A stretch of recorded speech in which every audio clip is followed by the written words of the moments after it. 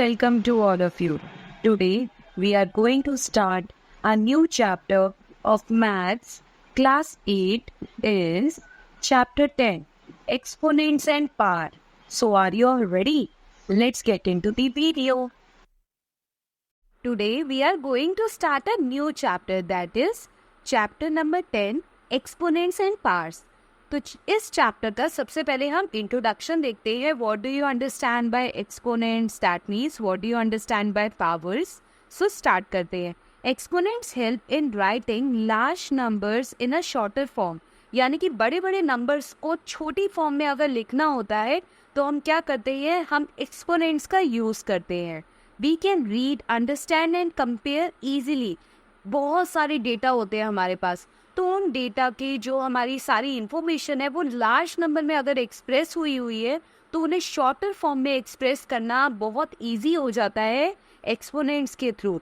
तो next, a number place in a superscript position to the right of another number or variable indicates repeated multiplication. यानी कि अगर किसी number के superscript मतलब ऊपर, अगर किसी नंबर या किसी वेरिएबल के ऊपर अगर वो पावर जो दी हुई है, जो नंबर लिखा हुआ है, तो वो क्या है, वो सुपरस्क्रिप्ट में जो लिखा हुआ है उसे हम बोलते हैं एक्सपोनेंट. नीचे जो होता है उसे हम क्या कहते हैं, बेस. यानी कि 2 की पावर 6 है तो 2 यहाँ पर बेस है और 6 क्या है, पावर को हम एक्सपोनेंट भी बोलते हैं. तो ये क्या बताता है, 2 की पावर 6 यानी कि ये 2 नंबर जो है 6 टाइम मल्टीप्लाई हो रहा है. तो हमने देखो इतनी बड़ी टर्म 2 मल्टीप्लाई 2 मल्टीप्लाई 2 मल्टीप्लाई 2, इतनी लार्ज क्वांटिटी की जो टर्म लिखी है हमने, इसको हमने स्मॉलर फॉर्म में एक्सप्रेस करा और सीधा लिख दिया 2 की पावर 6. तो एक्सपोनेंट्स के थ्रू हमने अपनी लार्ज क्वांटिटी को सिंपलेस्ट और स्मॉलेस्ट फॉर्म में एक्सप्रेस करा. तो ध्यान रखना है, ये 2 हमारा बेस है और 6 हमारा क्या है, एक्सपोनेंट, जिसे हम पावर भी बोलते हैं. तो इसे बोलते कैसे, 2 raise to the power 6, a raise to the power b.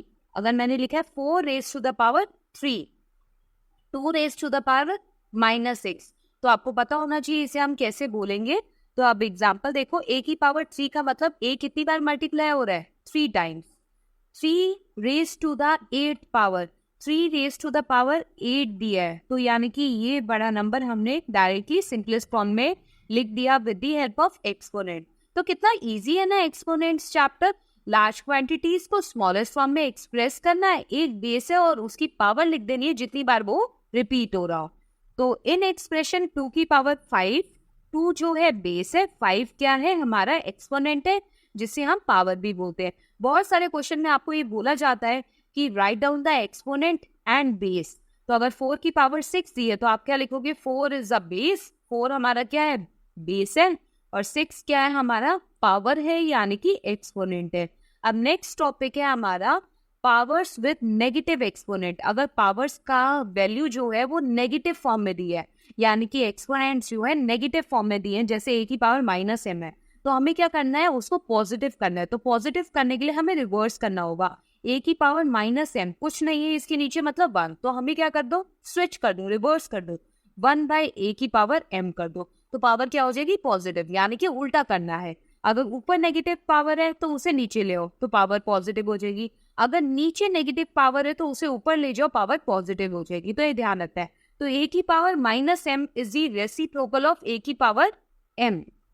यहाँ पर a की पावर m होनी चाहिए.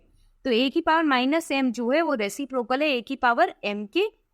ये दोनों आपस में रेसिप्रोकल ही तो है, सिंपली रेसिप्रोकल यानी कि एक दूसरे के उल्टे हैं. तो हम क्या कह सकते हैं, a की power -m is the multiplicative inverse of a की पावर m.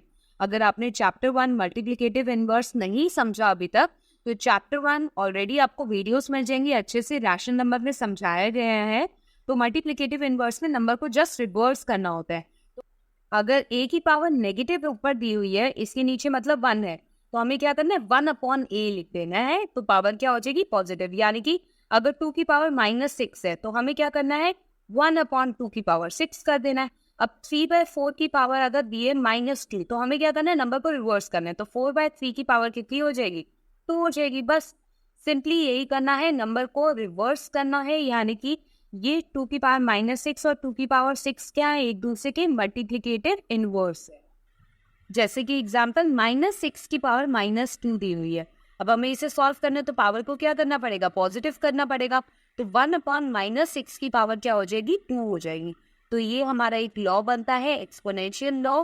a की पावर -m हो तो 1/a की पावर m कर दो तो पावर पॉजिटिव हो जाएगी। This is the very first exponential law.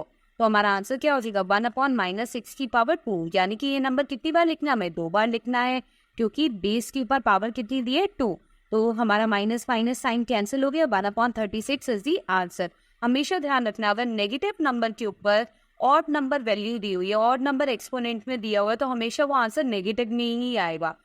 और अगर नेगेटिव नंबर की पावर और अगर नेगेटिव नंबर की वैल्यू इवन नंबर है तो हमेशा आंसर पॉजिटिव में आएगा। जैसे कि अगर -2 की पावर 4 दी है तो पावर जो है पॉजिटिव है, पावर जो है हमारी इवन नंबर है, तो और नेगेटिव नंबर है, तो यानी कि इसे ओपन करेंगे तो -2 multiply -2 multiply -2 multiply -2, minus minus cancel, 2 minus minus cancel, 2 2 4, 4 2 8, 8 2 16, answer आया ना पॉजिटिव में। अगर -2 की पावर 3 दी है तब क्या होगा, -2 मल्टीप्लाई -2 मल्टीप्लाई -2, तो 2 माइनस प्लस बनाएंगे, 1 माइनस तो फिर भी रह गया, तो 2 2 4, 4 2 8 आया आंसर नेगेटिव में।